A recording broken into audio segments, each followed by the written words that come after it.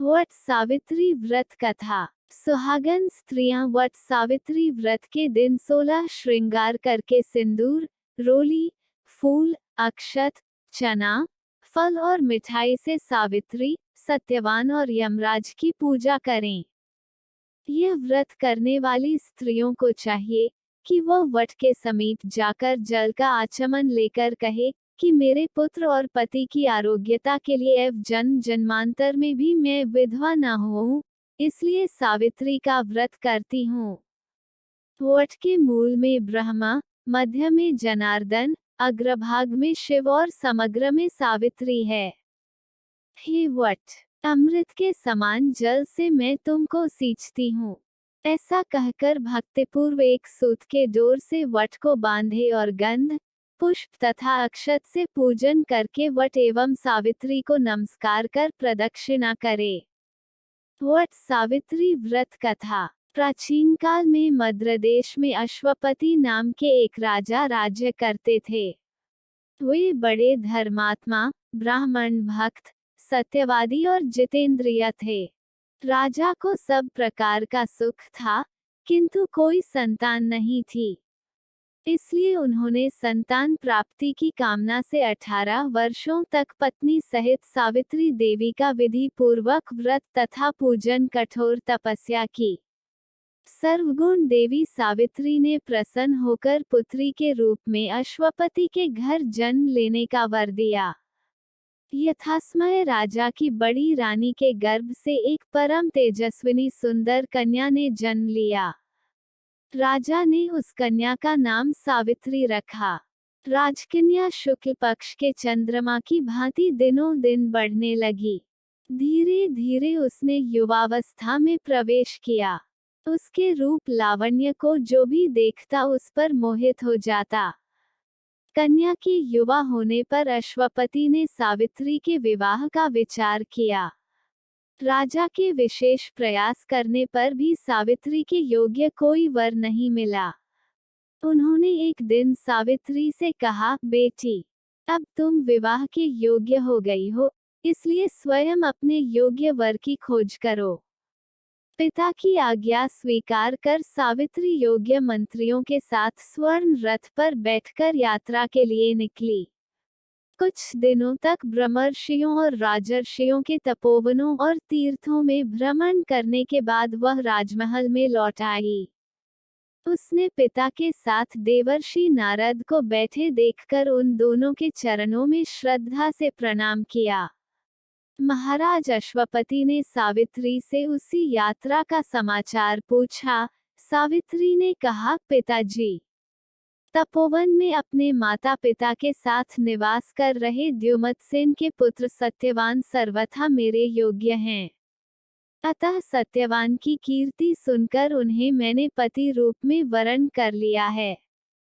नारद जी सत्यवान तथा सावित्री के ग्रहों की गणना कर राजा अश्वपति से बोले, राजन, सावित्री ने बहुत बड़ी भूल कर दी है।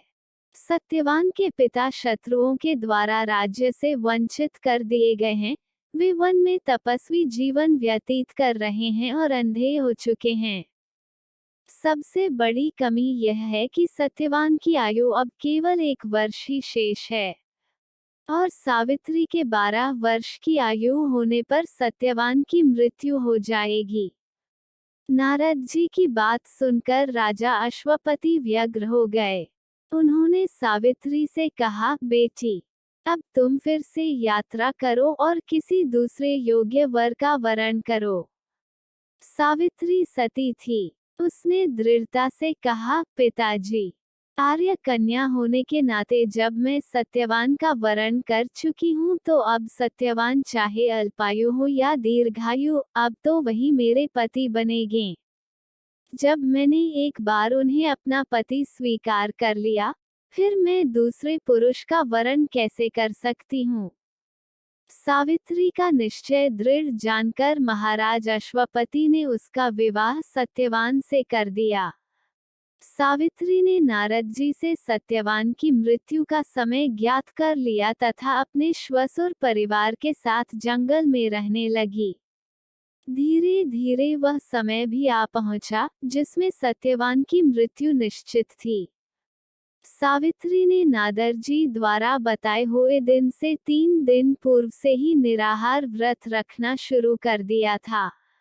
नारद द्वारा निश्चित तिथि को पति एवं सास ससुर की आज्ञा से सावित्री भी उस दिन पति के साथ जंगल में फल फूल और लकड़ी लेने के लिए गई। सत्यवान वन में पहुंचकर लकड़ी काटने के लिए बड़ के पेड़ पर चढ़ा। अचानक वृक्ष से लकड़ी काटते समय सत्यवान के सिर में भयंकर पीड़ा होने लगी और वह पेड़ से नीचे उतरा। सावित्री ने उसे बड़ के पेड़ के नीचे लिटाकर उसका सिर अपनी गोद में रख लिया। कहीं कहीं ऐसा भी उल्लेख मिलता है कि वट वृक्ष के नीचे लेटे हुए सत्यवान को सर्प ने डस लिया था। उसी समय सावित्री को लाल वस्त्र पहने भयंकर आकृति वाला एक पुरुष दिखाई पड़ा। वे साक्षात यमराज थे।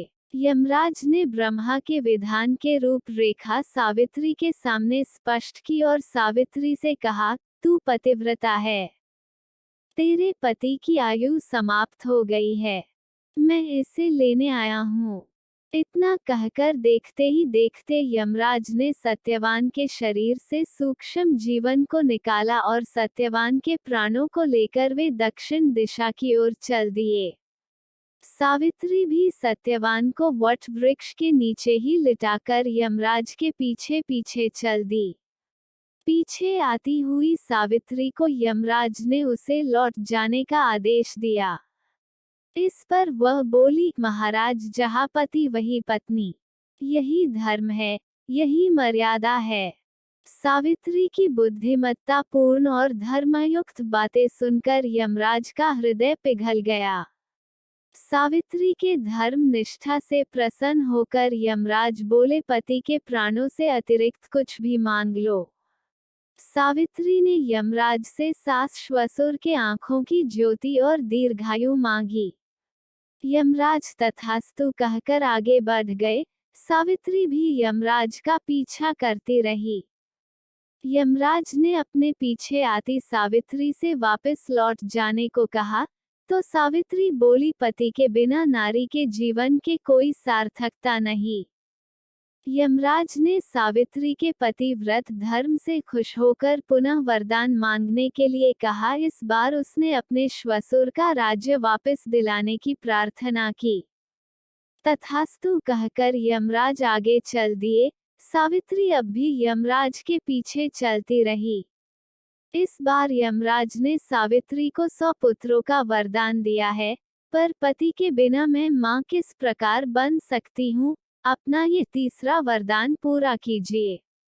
सावित्री की धर्मनिष्ठा, ज्ञान, विवेक तथा पतिव्रत धर्म की बात जानकर यमराज ने सत्यवान के प्राणों को अपने पाश से स्वतंत्र कर दिया। सावित्री सत्यवान के प्राण को लेकर वट वृक्ष के नीचे पहुंची जहां सत्यवान का मृत शरीर रखा था। सावित्री ने वट वृक्ष की परिक्रमा की तो सत्यवान जीवित हो उठा। प्रसन्नचित सावित्री अपने सास ससुर के पास पहुंची तो उन्हें नेत्र ज्योति प्राप्त हो गई। इसके बाद उनका खोया हुआ राज्य भी उन्हें मिल गया। आगे चलकर सावित्री 100 पुत्रों की माता बनी। इस प्रकार सावित्री ने सतीत्व के बल पर न केवल अपने पति को मृत्यु के मुख से छीन लिया, बल्कि पतिव्रत धर्म से प्रसन्न कर यमराज से सावित्री ने अपने सास ससुर की आंखें अच्छी होने के साथ राज्य प्राप्त का वर, पिता को पुत्र प्राप्ति का वर और स्वयं के लिए पुत्रवती होने के आशीर्वाद भी ले लिया। तथा इस प्रकार चारों दिशाएं सावित्री के पतिव्रत धर्म के पालन की कीर्ति से गूंज उठी। दोस्तों, आपको ये कथा कैसी लगी कमेंट बॉक्स में अवश्य बताएं। चैनल को सब्सक्राइब करें, वीडियो को लाइक और शेयर जरूर करें।